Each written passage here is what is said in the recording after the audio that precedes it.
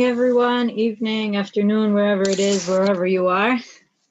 I'm Adina Sternberg. We'll be joining for the next hour or so. In our class today, we're going to be talking about the relationship between Jews and the nations concerning a very specific sugya, and that is the sugya of Kiddush Hashem. So in order to start, I'm going to share a screen. Can you guys hear me? Am I okay? You guys hear me? Okay, great. Okay, so we're going to share a screen talking about sanctifying the name of God amongst the Jews or the nations. And we will start. Now, what we're going to do today is we're going to go through the sources. We're going to start with Tanakh and continue into the sources of Chazal. That's more or less where we're going to stay today. And what I want us to see is a certain shift in the way the name of God is sanctified.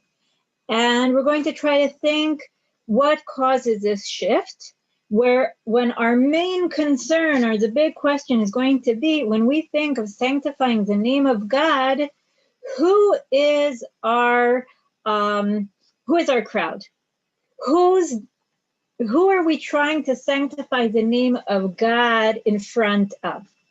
Okay, when we're thinking, if you could help me out with a little exercise here, if you could each write down now in the chat, when you think of sanctifying the name of God, Kiddush Hashem, okay, what is the first thing that comes to your mind? Now, if you could, guys, go into the chat and write, what is the first thing that comes to mind when you think of Kiddush Hashem? What is the first action that comes to mind?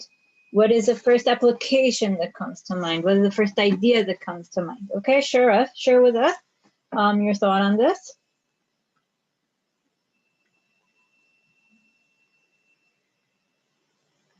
Okay, the idea of Shema. Okay, Kiddush, Seder, Exodus. Okay, that's an interesting thing. Coming to mind the idea of Kiddush Hashem through words that we say, through like Kiddush of Shabbat, through Shema Yisrael. Okay, Karen says being a positive representative. And then we ask the question, representative before who? We're representing God, but to who?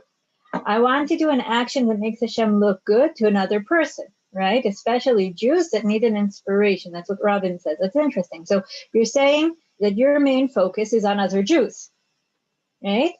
And you want God to look good, which is an interesting way of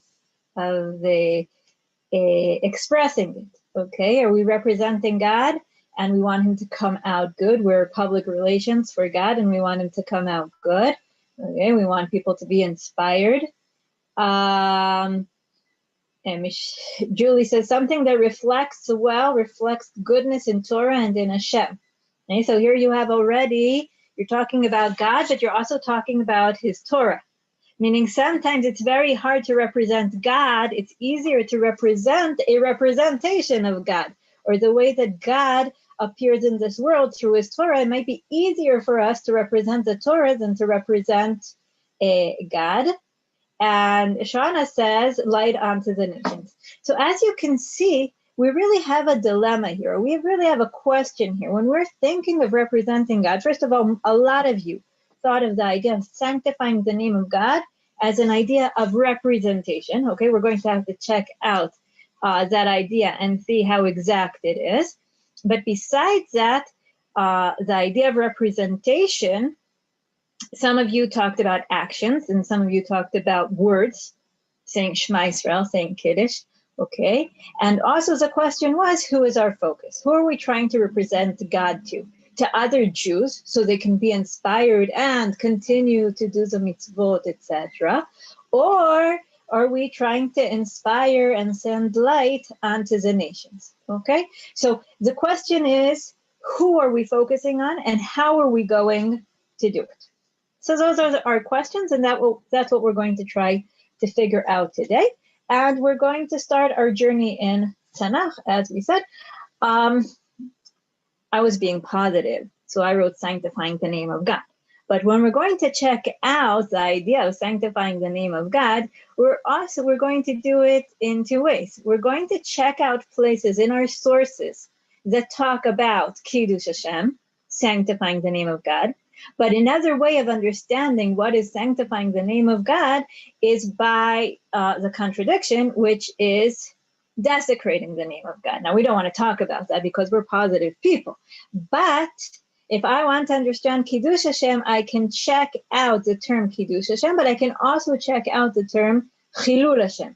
Okay? I can learn about Kiddush Hashem in a direct way, but I can also learn about it in the indirect way of learning about Chilul Hashem, because there are two sides of the coin. Okay, so we're going to look for both of these appearances in the Tanakh and later in sources of Chazal. Okay.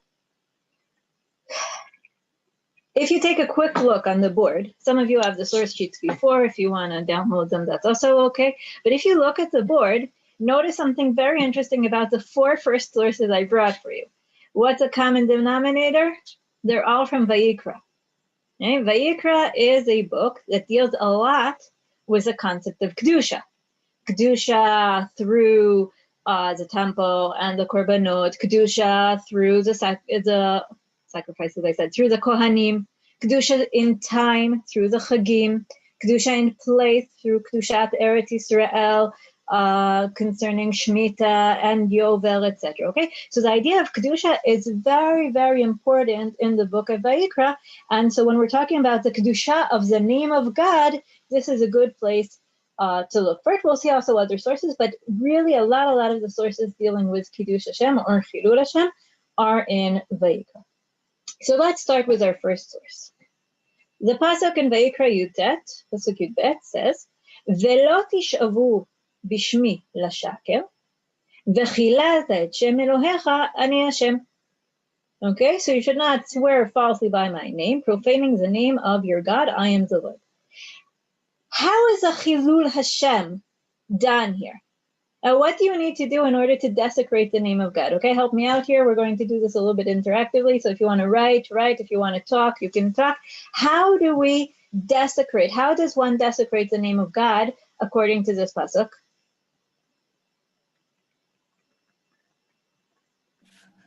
Desecrating the name of Hashem. Right, it's like so simple, right? Yeah, by speaking. His speech is the way he refers to Hashem. Okay, it's not only the way he refers to Hashem. How are you desecrating Hashem in a false swearing? You're using the name of Hashem in a false swearing. Meaning, if the name of God is something holy, right? Okay, you're swearing falsely. What happens when one swears? He says, in the name of God, such and such and such. Chai Hashem ta ta ta. Ko yaser Elohim ka ka ta. Ani nishba b'shem Hashem, such and such and such. If I'm using the name of God, I'm using the holiness of the name of God in order to support something I'm trying to say, in order to swear, and I'm swearing falsely, I'm taking the Kedusha that is in this name and I'm pouring it out. I'm emptying out the Kedusha of the name, because now the name does not hold in it what I'm claiming that it holds in it, because I am not referring to this name with the reverence that I should. I'm not using it as something kadosh. I am emptying out the Kedusha. Now, this is a very literal meaning of Chilul Hashem, because it's talking about the name itself of God being emptied out of its Kedusha. Right? So we're talking about Chilul Hashem in a very, very literal way. But then we can go. So Akiva says here that you act in a disrespectful way to Hashem in public. Are you saying that about swearing, or are you saying that in general? I don't know. Okay, but obviously there's a certain disrespect also to the name of God if I'm using it in a false way. We go to Vayikra Yudchet. Okay, I give you the first really literal meaning of Chilul Hashem. Vayikra Yudchet is the next source. ומזרעך לא תיתן להעביר למולך, ולא תחלל את שם אלוהיך, אני השם. Okay, so you do not allow any of your offspring to be offered up to the Molech, and do not profane the name of your God. I am the Lord. So what kind of Chilul Hashem do we have here?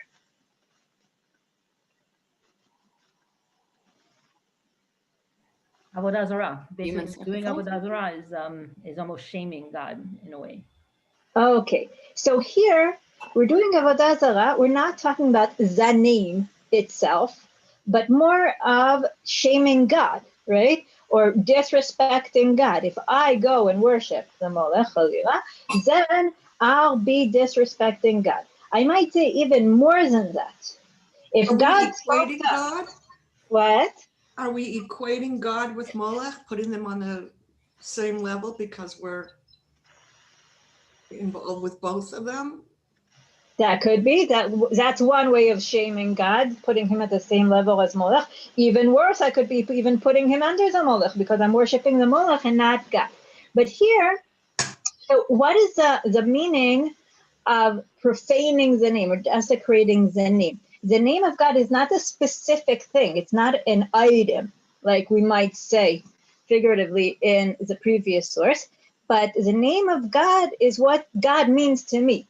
Right? God said, Anochi Hashem Elokecha, and this name, this representation of God becomes uninteresting for me. I don't care about it. I don't care about God's presence or representation because I'm leaving it and going to do something else. So the fact that I am worshiping, I'm not, but the fact that a person worships the Molech, he is really saying the representation of God in this world does not interest me. That itself is Chilul Hashem. Now, I just want you to think for a moment. Does it matter if there are other people around? Does it make a difference how many people are watching me worship the Molech? Am I representing God in any way or misrepresenting God in any way? How? Again, that depends on, answering your question as you put forth earlier, which is, first of all, how it might have been viewed then, how it might be viewed today. If in the end of the day, if you're shaming God, you don't need anybody else around to be able, to insult God, so to speak, by doing Avodah Zarah in his face, without anybody there. But on the other hand, when there are people there, how much worse it is, because people will look at you and say, wow, that's all right. That's cool. Exactly. But I want us to really start from these first two meanings of Chilul Hashem that talk about something, in a sense, much more constricted. Meaning, if I am falsely swearing, I am the only one, as of now, who knows that I'm falsely swearing. And the meaning of the name of God for me becomes desecrated because I'm using something holy and I'm emptying it out of its holiness. And the same way, if I worship Avodah Zarah, if I go and leave God, I am saying, I am for myself. It doesn't have to do with anybody else. I am emptying the name of God from its kedusha by the fact that this name means nothing to me, just for me. That I'm the first focus of this idea of Chilul Hashem. I am the one who will determine if the name of God is relevant to me or not relevant to me. If the representation of God, if God's name in the world, if God's appearance in the world has meaning for me, then I am giving it meaning and I am making it holy. If it doesn't have meaning for me, then I am desecrating it and I am emptying it out of its meaning. First of all, just by me, myself, and what I do and how I perceive God. Okay, let's see this in the next two sources. Why the choice of these sources rather than the almost equivalent sources from the Aseret HaDibrot? Well, the Aseret HaDibrot don't use the words Chilul and Kiddush Hashem. No, but they use the more positive. Okay, we'll get to the positive. You're right. I started off negative. Start negative and then positive. Okay. Okay, we'll get back to the positive. Okay, we'll see that in just a second. I'll tell you what. When you talk about Shvuat Sheker, if I make an oath that is a right oath, then in a sense you can say I'm doing Kiddush Hashem, but it's not like exactly doing Kiddush Hashem. It just means that the name is holy for me. Chilul Hashem is taking a holy name and emptying it out. Okay, so we're going to the next two sources. The next one will also be Chilul Hashem, and afterwards we'll get also to Kiddush Hashem. Okay, Vayikra Kaf Bet. דבר אל אהרון ואל בניו, וינזרו מקודשי בני ישראל, ולא יחללו את שם קודשי אשר הם מקדישים לי, אני השם. So instruct Aaron and his sons to be scrupulous about the sacred donations that the Israelite people consecrate to me, lest they profane my holy name, mine the Lord. Okay, so how might one profane the name? This time it's not by the name itself or God's sovereignty or whatever, but it's something that symbolizes God or that is dedicated to God. So if I harm something that is dedicated to God, that is part of God's Kedusha, then I'm also emptying the Kedusha of God, and I'm desecrating his name or profaning the name. Okay, and then let's get to a summary of this. It also gives us the Kedusha. Ushmartem mitzvotai, v'asitem otam ani Hashem. Okay, you shall faithfully observe my commandments, I am the Lord. Ve'lo techalelu et shem kodshi, you shall not profane my holy name. Ve'nikdashti betoch bnei Israel. Okay, how do I become kadosh? If you don't profane my holy name, I will be sanctified in the midst of the Israelite people. Ani Hashem mekadeshchem, because I am the Lord who sanctifies you. Hamotzi etchem me'eretz Mitzrayim liot lachem le'elohim, ani Hashem. Okay, I who brought you out of the land of Egypt to be your God, I the Lord. So what do we have here? We really have here as a point of the two sides of the coin. Okay, so if you do not desecrate my name, you will be making me holy. You will be sanctifying me inside amongst the people of Israel. And already we have here a focus point, meaning the first two sources we're talking about our attitude towards the name of God and what it means to us. If we use the name of God in a profane way, if we empty it out, then we are desecrating his name. We're profaning the name. If we go and worship Avodah Zarah, that means that the name of God has no meaning to us. That means that God's presence doesn't have meaning to us. We are emptying it out. If we harm the symbols of Kedusha, like the Korbanot, like the Kodashim, then we are emptying out this name. It becomes irrelevant for us. We're taking out the Kedusha of the name. So how might we give back this Kedusha? How might we fill the name of God with Kedusha? How might we make God sanctified amongst us? By adhering to the mitzvot, by listening to what he has to say to us. If I do a mitzvah, I am doing Kiddush Hashem. Why am I doing Kiddush Hashem in every single mitzvah that I do? Because every time I do a mitzvah, of course, assuming I'm doing it because God told me, not just because I like to keep Shabbos or whatever, okay? But if I'm doing a mitzvah because God told me to do a mitzvah, I am sanctifying him and his name within me, because I am saying that his name has relevance for me. It's important to me, okay? Just by doing it, me, myself, on my own. Of course, as you guys said, you can also sanctify him among the Israelite people. When we do the mitzvot, then God is sanctified within all of us, okay? When we all do the mitzvot, we all sanctify the name of God. And here we have not only the content, doing mitzvot, keeping God's words, but also our focus point, which is first of all, each and every one of us, and then also the Israelite people. Okay, let's continue to another, yes. Someone want? Yeah, Yes. I'm confused in the sense that it almost seems that then Hashem's sanctity lies completely in our hands. Like, isn't there a sense that he has that without us? Okay, first of all, that's a very good question. This is something very interesting, that God chooses to let his name be dependent on us, but we will see what happens, how God does take matters into his own hands, okay? But we'll see that in just a second. Let's see our next sources. Okay, first of all, what did we have here? Let's just summarize. Chilul Hashem is causing damage to God's name by an oath, or to God's sovereignty through commandments and symbols. And Kiddush Hashem is when we listen to him and say that his name has meaning to us.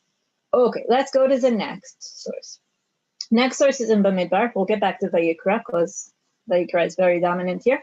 Right? But the story in Bamidbar was Moshe and Aaron and Meribah. If we remember, God told Moshe to speak to the stone. Moshe didn't speak to the stone. Moshe hit the stone. ויאמר השם אל משה ואל אהרון, יען לא האמנתם בי להקדישני לעיני בני ישראל, לכן לא תביאו את הקהל הזה אל הארץ אשר נתתי להם. Okay, so the Lord said to Moses and Aaron, because you did not trust me enough to affirm my sanctity in the sight of the Israelite people, therefore you shall not lead the congregation into the land that I have given. So notice, what do we have here? What does one need to do to affirm the name of God, to sanctify the name of God among the people of Israel? What you need to do is to express faith in God and his abilities. If Moshe does not say that I believe that God can take water out of this rock, Moshe is missing out the opportunity to sanctify the name of God by expressing faith in God and his abilities and what he told us to do, etc.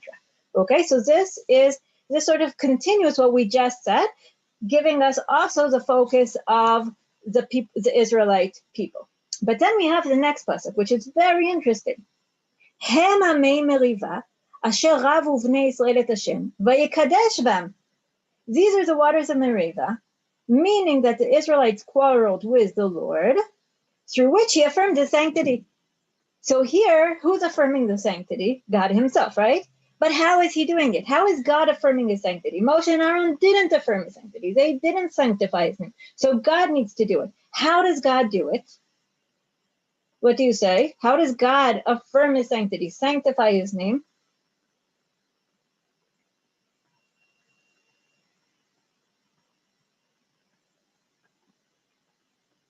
We said Moshe and Aaron, they failed here.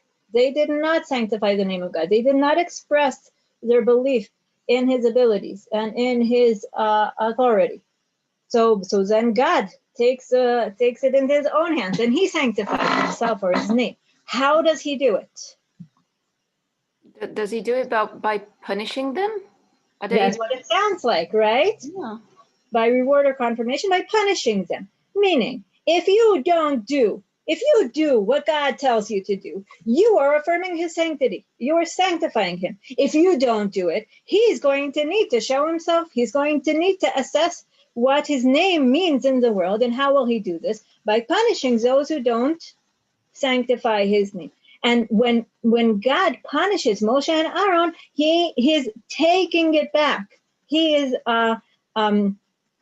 taking charge again on the sanctity of his name. Okay, this understanding of the idea of Kiddush Hashem by what God is going to do, how he replies to what happens in this world, also appears back in Vayikra in the story of Nadav and Avihu.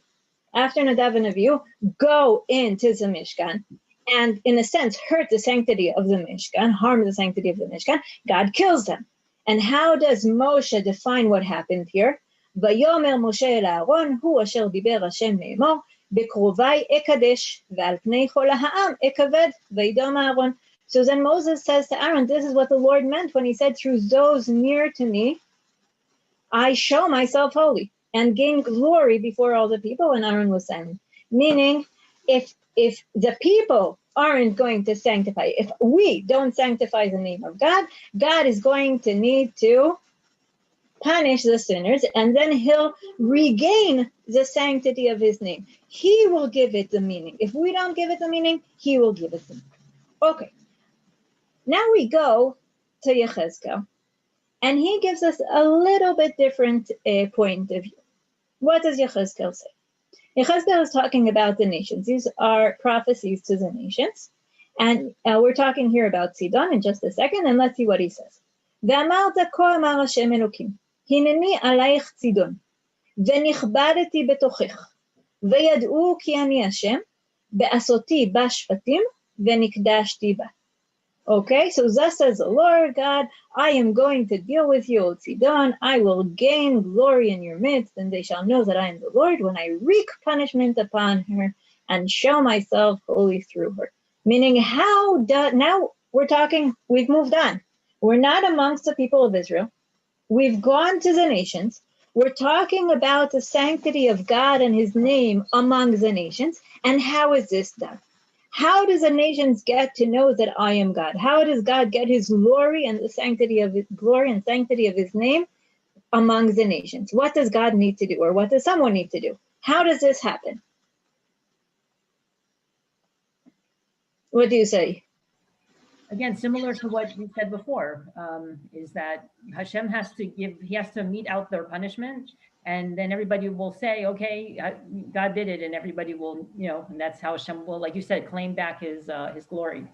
Okay, so if Karen asked before, is the sanctity of the name of God just dependent on the Israeli people? So we see no. We see cases in which God takes matters into his own hand. And when we're talking about the nations, if God punishes the nations, especially if they did something bad to us, then they will know and recognize God. We see the same idea, not with the word Kedusha, but with the word Kavod, which we see comes together with Kedusha. We saw that in Nadav Avihu, B'kruvaya Kadesh, V'al Pnei Kol Ha'am Ekaved. We see this in Yechezkel, V'nichbareti V'niktashti. So the idea of Kavod we find also in the story of Yetziat Mitzrayim, V'chizakti et lev Paro, V'radef acharehem, V'ikavda b'Paro u'b'chol chilo, V'yadu Mitzrayim ki ani Hashem v'yasu chen. So then I will stiffen Pharaoh's heart, and he will pursue them, that I may gain glory through Pharaoh and all his host, and the Egyptians shall know that I am the Lord, and they did so. Meaning, what do we have here? The Egyptians were bad to us, and when God punishes them and shows his mighty hand, then God's glory will be gained, etc. Okay, so if we're talking about the nations, then mostly how they're going to recognize God is through God's doing, when he punishes them and when he helps us. Yes, Shana? How do the Egyptians, as an example, make the correlation between their behavior and their punishment, that they know it's from God and they know it's a punishment? That's a good question. It's another, I think it's another shiur, but we try very carefully nowadays not to make that link and just behave properly. Well, depends who you ask, actually. But you're right. That's why we need the nevuah, okay? Problem with nowadays that we don't have nevuah. We don't know what is the actual connection between A and B. I'm guessing you have to be very modest and humble before you try guessing what exactly is the connection between the two. But if Yechezkel, a Navi, comes and says, okay, we can trust him. And if he's trying to say it to the nations, then they should be listening if they're in their right mind. And Pharaoh was given time and again explanation as to the connection between his deeds and what's going to happen to him. Okay, so let's continue on. Okay, again, Kiddush Hashem, when God punishes the nations. Now we're going to see these the two sides of the story in another passage in Yechezkel. Vayidvar Hashem elai le'emor, so the word of Hashem came to me, Ben Adam, Bet Yisrael yoshvim al admatam. Okay, the people of Israel sat on their land, Vayitam'u otam bedarkam uve'alilotam, ketum'at hanida hayta darkam lefanai. So they defiled it with their ways, they were like the uncleanliness of a menstruous woman. Vayishpach hamati alehem, right? God needed to punish us because we weren't doing what we were supposed to do. וישפוך חמתי עליהם על אדם אשר שפכו על הארץ ובקילוליהם תנועה, okay, for all the things that they did. והפיץ אותם בגויים, the ultimate punishment, גלות. ויזהרו בארצות כדרכם וחילילותם שפטטים. So I punished them, I sent them, dispersed them through the country. ויבואו אל הגויים אשר באו שם, so they came among those nations, ויחללו את שם קודשי, and the name of God was desecrated. Why? באמור להם עם השם אלו מארצו יצאו. What does the Goyim say? They see the Jews are dispersed, that the Jews were punished, that the Jews are in a very bad situation, and this is Chilul Hashem.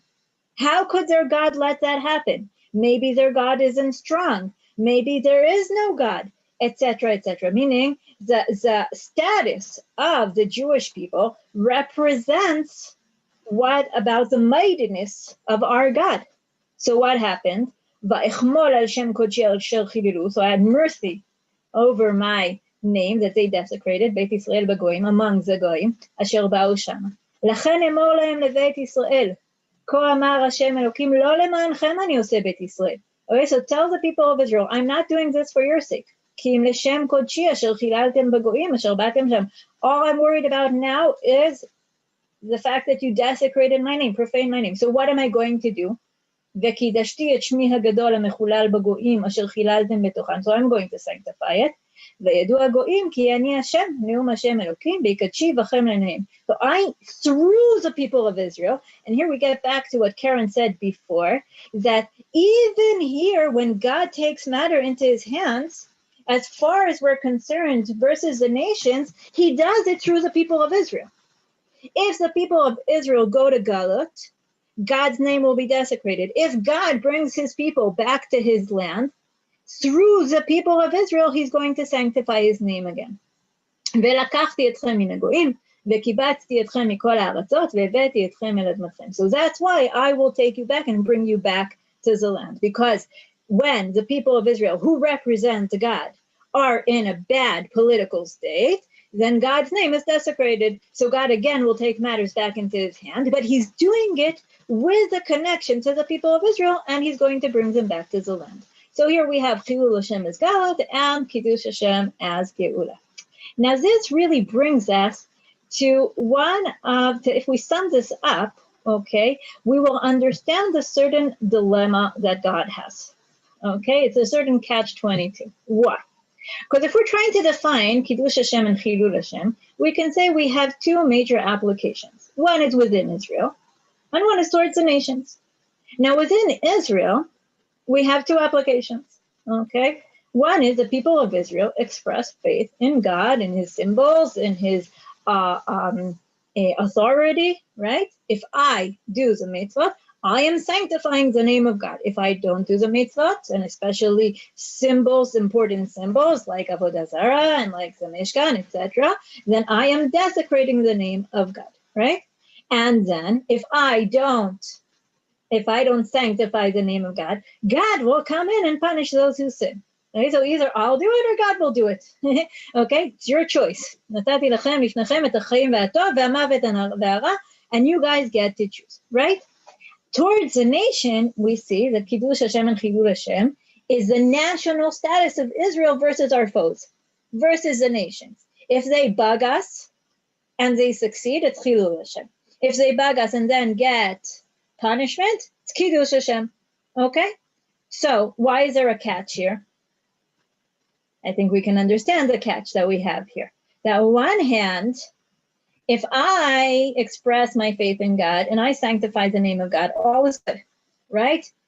God's name is sanctified, the people of Israel are rewarded, and everything's good, and also the nations can see how wonderful the political status of the people of Israel is. However, if the people of Israel sin, then God needs to take matters into his hands. What does he need to do? He needs to punish the people of Israel. But what happens when God punishes the people of Israel? They go to Galut. Their political status is bad. Then what does a goyim say? Their God is weak.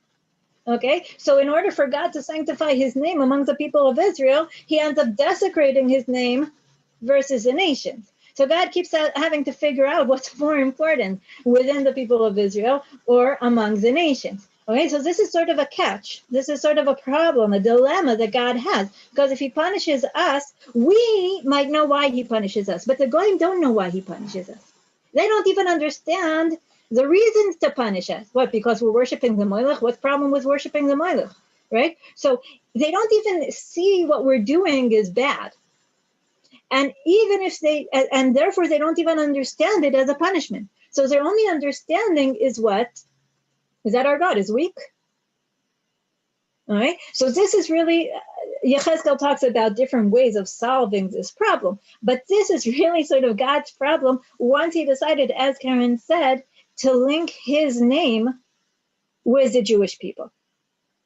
Okay. Within the Jewish people themselves, and trying to sanctify his name within the Jewish people themselves. And when using the Jewish people to represent him versus all the nations. Okay, up till now, we've gone through Tanakh. Now we're going to continue to Chazal, okay? And what we're going to see is two things. First, I'll bring some sources that, in a sense, continues the ideas that we've seen in Tanakh, okay? In Chazal, we definitely see some of these same ideas, the idea of sanctifying the name of God just by the mere recognition of the name of God and desecrating in the other way. and the idea of the name of God versus the nations as something having to do with the political status of the people of Israel and God helping the people of Israel. How are we going to see them? So first we'll see a Tosefta, a source from the times of the Tanaim. Actually, all the sources here are from the times of the Tanaim because that's where the major shift occurs. And it's discussing the story of Moshe Rabbeinu turning to God after the people ask for meat. And God tells him, okay, let's give them meat. So here we have a drasha of Rabbi Akiva. Darash Rabbi Akiva, הצאן ובקר יישחט להם ומצא להם, וכי מספיק להם, אם את כל די הים וגומר. Okay? So Rabbi Akiva learns the pasuk, could enough flocks and herds be slaughtered to suffice them, or could all the fish of the sea be gathered for them to suffice them? And now Rabbi Akiva is rephrasing this. He's saying, "V'chi hu maspik lahem," could he suffice? Kegon shene'emar ve'im lo timtza yada deise, as it says concerning a korban of a yoledet, of a woman giving birth, if, however, her means did not suffice for a sheep. Meaning, when we're talking about suffice, something sufficing, we're talking about the question: can you do it? Do you have enough money? Do you have enough power? And Rabbi Akiva learns from here something very extreme. He says, "V'chi ezo kasha," which one is more severe? Zo o shim'una amorim? This one, or is the story of listen here, rebels? Remember when we talked about Mei Mereva, Moshe Rabbeinu said, "Listen here, rebels, can we take water out of this rock for you?" And God got very angry at them. Why did God get very angry at them? Because God said that you didn't express your faith in God, right? So which one is worse? Moshe saying that he's not sure he'll be able to get water out of the rock, or Moshe Rabbeinu telling God, "Are you sure you can give them enough meat?" What kind of saying is it? Are you sure you can give them enough meat? It's much worse than saying I can't take water out of the rock. Heve omer, so you must say, "Zo kasha yoter mishimuna amorim." This is worse. This is a more severe act or saying of disbelief in God. Ela, שהמחלל שם שמיים בסתר מחשפין עליו. בגלוי נפרעים ממנו. If you desecrate the name of heaven in secret, in private, then you're spared. If you do it out in the open, then you're punished. זה שבסתר חיסך עליו המקום. So what do I learn from here? I learn here what you guys said, is that obviously if there are more people, if there's a bigger crowd, then there's more chilul Hashem. But I also learned from here that there is such an idea of chilul Shem Shamayim Basetel, desecrating the name of God in private. It was totally private. This was a discussion between Moshe Rabbeinu and God. And the Tanaim Rabbi Akiva here says, when someone expresses disbelief in God, and it doesn't matter how many people we have around, just discussion between Moshe Rabbeinu and God, that itself can be chilul Hashem. Of course, then you ask yourself, so why did they write it in the Torah, right? But still, there's something here of the idea that our first focus is first me. It's much worse if I do it in front of other people. But the idea of just expressing the name of God as the main component of Kiddush Hashem or Chilul Hashem that we have in the source. Okay, expressing disbelief is Chilul Hashem. Now we have another source. It's a long source, but it's going to take us to the idea of God's Kiddush Hashem through the connection or comparison between Israel and the nations. And it's a pretty long source, so I cut it up, but let's see. ומניין אתה אומר, שלא ירדו אבותינו למצרים, אלא כדי שיעשה להם הקדוש ברוך הוא ניסים וגבורות. ובשביל לקדש את שמו הגדול בעולם. You want to know why the people, Parshat HaShavua, okay? You want to know why the people of Israel went down to Egypt? All for the sake of Kiddush Hashem. Just so that God can take them later out and do a big Kiddush Hashem. שנאמר, ויהי בימים הרבים ההם וימות מלך מצרים, in those days the king of Egypt died, ואומר, וישמע אלוקים את נאקתם, ויזכור אלוקים את בריתו. Okay, so God listened to them. ואומר, and this is a pasuk from Haazinu, כי שם השם אקרא, המופקד לאלוהינו. When I proclaim the name of God, everyone can give glory to God. So the Midrash here sees all of Yetziat Mitzrayim as proclaiming the name of God. And he continues, ומניין שלא הביא המקום פורענות ולא הביא 10 מכות על מצרים, על פרעה ועל מצרים, אלא בשביל לקדש את שמו הגדול בעולם. If you ask yourself, why do we need to have so many plagues? Wasn't it enough just to give makat bechorot and let the people of Israel out of Egypt? No, it wasn't enough, because the idea of all the 10 plagues was in order to sanctify the name of God, God saving his nation by causing affliction to the Egyptians. שמתחילת העניין הוא אומר, in the beginning it says, מי השם אשר ישמע בקולו, who is this God, I don't want to listen to him, ובסוף העניין הוא אומר, השם הצדיק ואני ועמי הרשעים. So in the end, we get to the point where Pharaoh admits, that's what we're trying to get to. That's the whole story of Yetziat Mitzrayim, is for the nations to recognize God through the affliction for them and what's good for the people of Israel. Okay, recognition of God through miracles for Israel and punishment for the nations. The next source is brought is also pretty logical.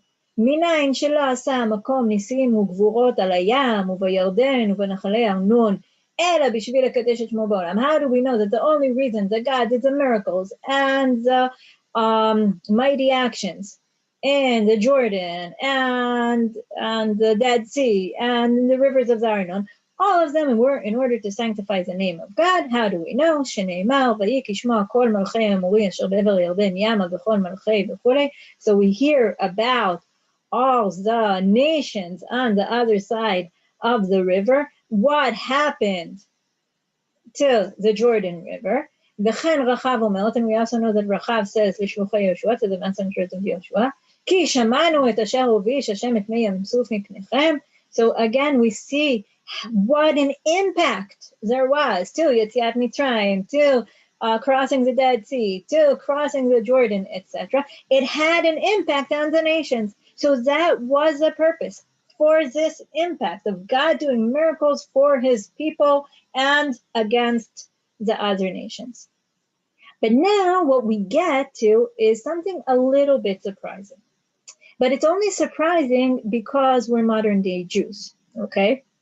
So what do I mean? Let's read.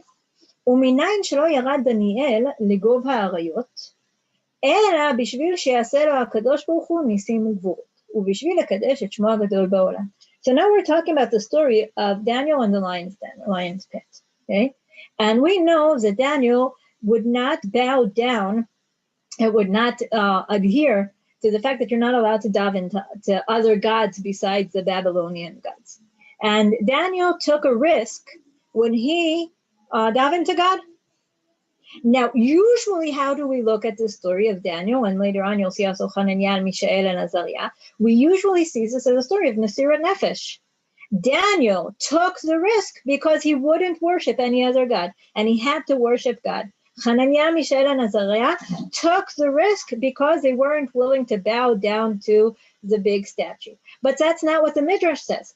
The Midrash says, you know why Daniel took this risk and was sent down to the lion pit? בשביל שיעשה לה הקדוש ברוך הוא ניסים וגבורות. ובשביל לקדש את שמו הגדול בעולם. How is Daniel going to sanctify the name of God? When God saves him. Because Daniel versus the nations, if Daniel succeeds, then the nations will recognize God. If Daniel gets miracles, then the nations will recognize God. That's how you do Kiddush Hashem, according to this portion in the Sifrei. Shene'emar ki Shem Hashem Yikra. When I call on the name of God, then there's going to be God's glory will come.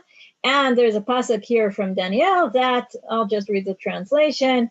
That the king of Babel recognizes God. I have hereby given an order that throughout my royal domain, men must tremble and fear before the God of Daniel. Okay? The story of Daniel is not a story of a person expressing his faith, but of a God saving his faithful servant. Why? Because when we're talking in terms of Tanakhic concepts, when we have Israel versus the nations, this is God's responsibility. And God will save his faithful. And God will show his mighty power. and God will make miracles. Again, ומניין אתה אומר שלא ירדו חנניה, מישאל ועזריה לתוך כבשן האש, אלא כדי שיעשה להם הקדוש ברוך הוא ניסים וגבורות ובשביל לקדש את שמו הגדול בעולם. If we look at the story of Hananiah, Mishael, and Azariah, who took a risk and weren't willing to bow down to the Babylonian God, the point of the story are the miracles at the end. The point of the story is when God comes in and saves them. Because when we're Jews versus the nations, this is God saving the Jews and putting affliction on the nations. But now we get to the point where things start to change. Okay? Again, Kiddush Hashem is recognition of God through miracles for Israel. Things are going to change.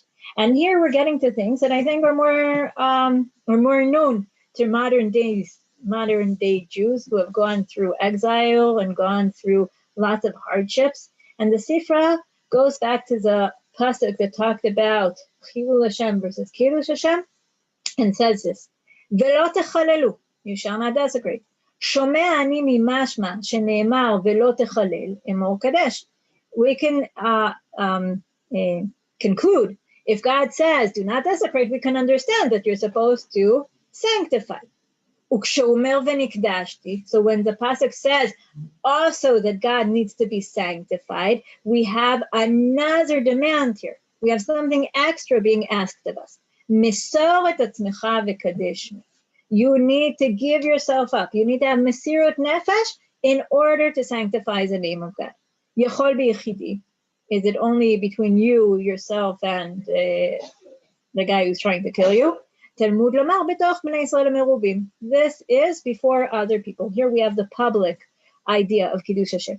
Mikan amru, and here's a surprise, okay? Surprise, not surprise, because we already know the end of the story, but surprise when you're coming from the Tanakh. Mikan amru kol hamoser atzmo al minat la'asot lo nes, ein osim lo nes. You're not supposed to express your faith in God's miracles. You're supposed to not want a miracle. Here, the real Kiddush Hashem is not assuming that God is going to save you. If you're assuming God is going to save you, you're not going to be saved. If you do it in order to not get a miracle, then you might actually receive the miracle. But there's a sort of shift in paradigm. We're not talking about the Israelite representing God because God is going to do the miracle, but the Israelite representing God by being willing to die for him. Okay? We have here this idea of expressing faith at the price of dying. No miracles. God's not going to save us. I'm not counting on God's side of the equation. I'm not counting on God keeping up his part of the deal. God isn't part of the deal right now. It's just me versus the people of Israel versus the nations. It has nothing to do with God anymore. He's not in the picture. Okay? Let's see another interesting way or interesting application of Kiddush Hashem in the times of Chazal. And we have this story. מעשה ששילח המלכות שני איסרטיוטות, okay, the monarchy, the Roman Empire, sent two officials. ללמוד תורה מרבן גמליאל. They want to learn Torah from Rabban Gamliel. ולמדו ממנו מקרא, משנה, תלמוד, הלכות ואגדות. Okay, they came, they learned scripture, Mishnah, Talmud, laws, stories, whatever. ובסוף אמרו לו, in the end they say to him, כל תורתכם נאה ומשובחת. Okay, you have a wonderful Torah, praiseworthy. חוץ משני דברים הללו שאתם אומרים. Except for these two things. Okay, you're going to notice there are more than two things. Okay, but let's just say that it's two things for now. בת ישראל לא תילד לנוכרית. אבל נוכרית מיילדת לבת ישראל. Okay, so a Jewish girl can't be the midwife of a Gentile, but the Gentile can be of the Jewish girl. בת ישראל לא תניק בנה של נוכרית. Okay, a Jewish girl should not nurse the son of a Gentile, אבל נוכרית מניקה לבת ישראל ברשותה. But a Gentile can nurse for the son of the daughter of Israel in her midst. גזלו של ישראל אסור ושל נוכרים מותר. You're not allowed to use something stolen goods from the Gentile, from Israel, but you are of the Gentiles. Now we have sort of like a parenthesis. באותה שעה, at that moment, גזר רבן גמליאל על גזלות נוכרי שיעשו מפני חילול השם. So when Rabban Gamliel heard that, he said, you know what? We're not allowed to use stolen goods as a goy. Why? Because it desecrates the name of God. Continue. Shor shel Yisrael shenagach leshor shel nochri patur v'churei. Okay, another point that bothered them, that if the bull of a Jew rams the bull of a non-Jew, you don't need to pay. But if a non-Jew rams the bull of the Jew, he does need to pay. But davar hazeh en anu modi'im lamalchut. So if we sum up the story, what happened was that they learned the whole Torah, and at a certain point they said, you know what, everything's beautiful except for these two things. Now, there are more than two things here. So we need to say, one of the Talmudic scholars, I think it was Rosenthal, who said these two things is these contradictions. The fact that you have one law for Jews and one law for non-Jews. Now, about these four examples, a lot of them, Rabban Gamliel didn't worry. He said, you know what? It's not exactly inequality, okay? No one has to do things for other people. It's not something that you have to do. So I don't care if you don't like that. But the idea of using stolen goods of goyim, that really doesn't sound good. That really gives a really bad feeling. So this, I'm going to say, this doesn't sound good. It gives a bad feeling. We're taking it out. We're going to modify our Torah so it looks good in the eyes of the non-Jews, especially in places where we really feel that they're right about their making faces, okay? But so they told him, we don't like these things, but we're not going to tell anybody. Afilu ken, we had a miracle here. They did not get to the Tyrus Mountains before they forgot all of their apprehensions, okay, all the things that they didn't like. So what do we see in this story? We see Chilul Hashem as a misrepresentation of mitzvot in the eyes of the nation. Okay, what you guys said about how the Torah looks, if the Torah looks good or doesn't look good, and this is something that we find in the times of the Tanaim. Okay, we can see the certain shift between the political status of the people of Israel and to the mitzvot as representing God. In an interesting source, it says, Bichtiv, V'ra'u kol amei ha'aretz, ki shem Hashem nikra alecha v'yaru mimeka. The original meaning of this pasuk is, when the people of Israel strive and succeed, then all the nations will see that the name of God is on the people of Israel. Okay, through miracles, through political status, whatever. But then comes Rabbi Eliezer HaGadol and says, you want the name of God to be seen throughout the nations? This is done by the tefillin on the head. Okay, the original meaning is the name of God through Israel's political success. But the new meaning is the name of God through Israel's adherence to the mitzvot. Okay, so I'm going to summarize this up. We're not going to have time for this. Okay, and go back to our original meanings of Kiddush Hashem and Chilul Hashem in Tanakh. We had within Israel, okay, the people of Israel's task was to express faith in God through his mitzvot and his symbols. If they didn't, God would do it by punishing those who sin. Also, another job that's God's job is the national status of Israel versus their foes. Okay, so this is what we had in Tanakh. What happens in Chazal? We add here another application of Kiddush Hashem. But this time, okay, we had Israel's task within Israel. We had God's task versus a nation. And we're adding a task of the people of Israel versus a nation through what the people of Israel know how to do, the mitzvot. The mitzvot represented by the people of Israel. It can be how much the people of Israel can work hard to do the mitzvot, the risks they're willing to take, the faith that they express by their mesirut nefesh. That can be one application. And another application was by representing these mitzvot and showing how wonderful they are, how beautiful they are, how wonderful our Torah is. Okay? So now we've actually added another application of Kiddush Hashem, and it's by the people of Israel versus the nations. Up till now, it was God's job to represent himself versus the nations. He needed us, because if we weren't good people, he couldn't do it. He'd have to punish us, and then there'd be this creation of the name of God. But he's the one who did it. He's the one who won our wars and gave us our miracles and crossed us the Jordan, etc., etc.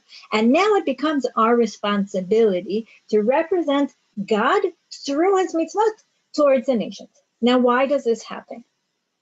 What is the explanation of why this happens? So I think we're going to give the bottom line. I think that if we talk about times of Tanakh, the relationship between the people of Israel and the nations is like this picture over here, right? People of Israel, this small circle among the nations, and they're a collective.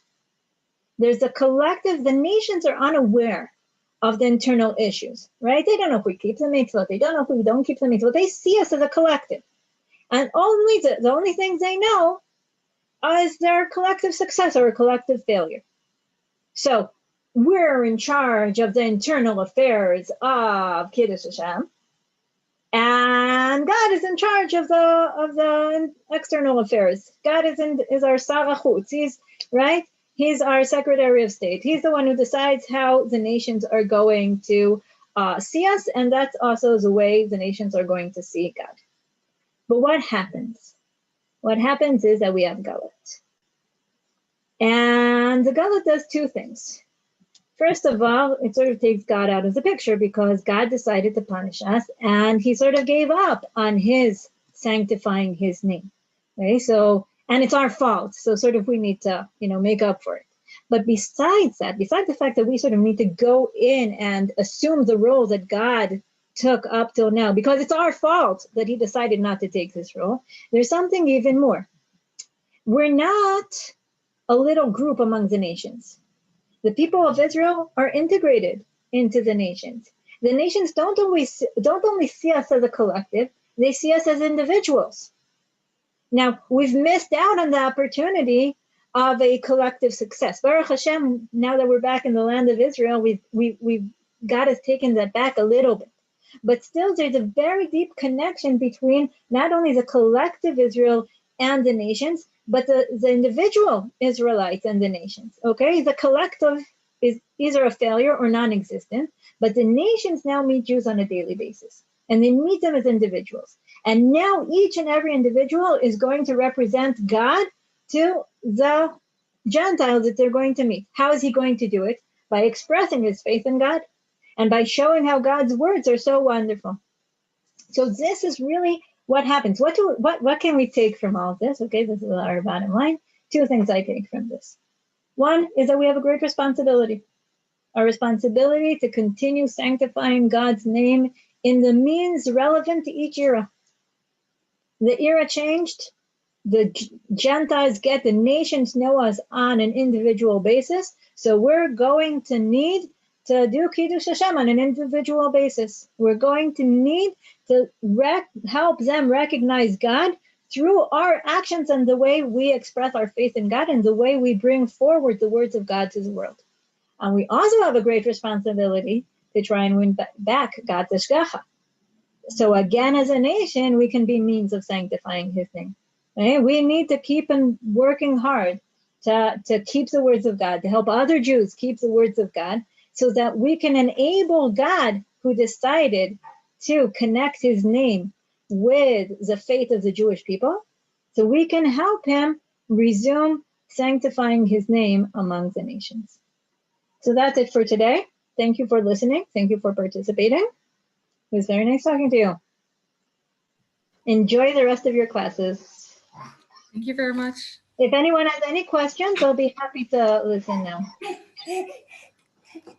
Thank you. Can I ask? Yeah. Yeah, I'm wondering about Chilul Hashem amongst Jews as well. Sorry. Okay, this is my question basically. I believe that saving a life overrules any mitzvah on Shabbat, but for Goyim, it's like we only kind of like do it so that we don't desecrate the name of God to the Goyim, something like that. To me, that's might be a little bit deep, but it's I can't accept anything like that. I can accept, all these other things that we mentioned in the Talmud, the thing about like nursing a non-Jewish baby for whatever reason. But to me, that desecrates the name of God a little bit, in my eyes. Which one desecrates the name of God a little bit? The one that I'm told that in theory, I shouldn't be saving a non-Jewish life on Shabbat. I would do, because it would put my people in an awkward situation with the neighbors, but I'm not really supposed to. I'm supposed to find anybody else that can do it or whatever. It's interesting, okay? Because in a sense, God says, I want you to keep Shabbos, okay? And if I'm going to keep Shabbos, then I'm going to keep Shabbos. He says you can desecrate Shabbos in order to save a Jew, but a non-Jew he didn't say. And supposedly I come and I say, this is my faith, and I am upholding my faith, and this is what I believe. And in a sense, I'm also representing what I believe towards the nations. But you say the truth is the nations don't really like that. And that's why we have many poskim who say mishum eiva, in order to not cause the nations not to like us, to be upset with us, to kill us or whatever. Now you have two kinds of approaches. One approach says, you know what? I really don't need to give up my beliefs in order to save someone else. And so there are reasons I'll do it because it's in my interest, but I still don't have to do it. And it's okay. And it's not chilul Hashem, the fact that I don't do it, because A, I end up doing it, and B, because there's something very important about representing my faith and being true to it. There are others who say that the ideas of mipnei delkei shalom, mipnei eiva, all the technical political reasons that we give for saving those non-Jews are really the same idea of kiddush Hashem. Is because we really want the goyim to appreciate us. And we don't want the nations to think that our Torah causes us not to save them and causes death in the world and brings hardship to the world. So the idea of mipnei delchei shalom, mipnei eiva means we do want to be represented in a good way versus the nations. So it's sort of the idea of kiddush Hashem. It's just expressed in a little bit different words. Mm-hmm. Okay, so then if you feel that you don't like the idea of me not doing chilul Shabbos in order to save a goy, you can say, but you know what? There's those rabbis who also feel uncomfortable with it and think that the halacha said that in the end you do save the goy is exactly this idea of bringing a good and pretty representation of the Torah before the nations. It doesn't happen every Shabbat. It's just yeah, I hope not. Theory, you know. But yeah. Okay. Any other questions? Somebody wrote something very long. I just okay. I think you more or less. Someone here said something about the tomb of a menstruous woman. It's like a cycle. It's like a cycle, just like Chilul Hashem and Kiddush Hashem. Very nice. Thank you very much. Okay, enjoy the rest of your session and the rest of your week. Thank you.